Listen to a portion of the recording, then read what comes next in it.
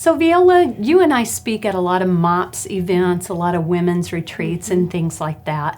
And I know that one frequent question that I hear a lot, and I'm sure you probably do too, is from that woman that says, my husband either doesn't want to be the spiritual leader of the family, or maybe he just doesn't quite know how. And my heart is for him to be the spiritual leader, and I want to encourage him, but I don't want to nag him. So what would your advice be to that woman? Sure.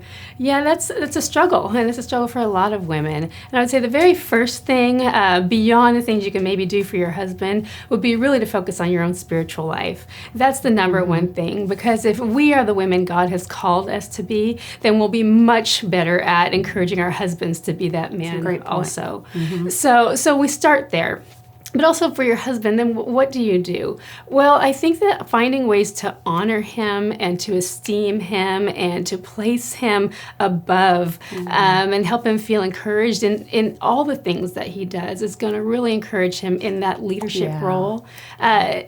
Well, you can start with things that he does around the house, but then continue to encourage the things that he does that even get close to looking like leadership and spiritual leadership. Sometimes we don't seek to find those things, and if we don't look for them, we don't see them. And so validate him, when you see those.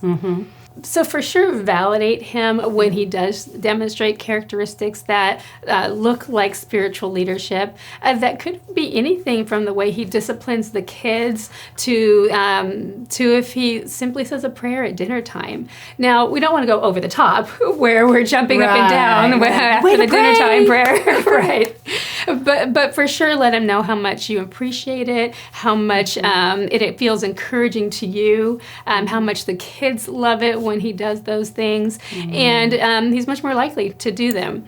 What you do want to make sure you do, though, is avoid criticizing when it doesn't look exactly the way that you were hoping.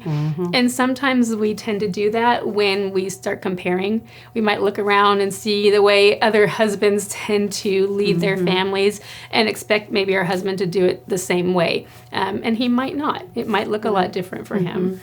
I think that's a great point. And another thing that comes to mind is Gary Thomas wrote this awesome book called Sacred Pathways. And in it, he talks about the different ways that people connect with God or feel close to God. He calls it our spiritual temperaments. And so mine may be very different from my husband's. And if I don't really know what his is, I might not even recognize when he's interacting in that way with the Lord. I might not recognize that that's how he connects with God. And then I assume, well, he's just not connecting with God.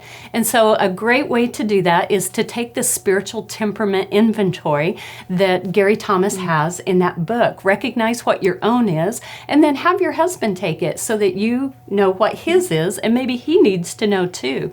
And that way, when you actually see him connecting with God in that way, you can really affirm that and really appreciate that about him. Right.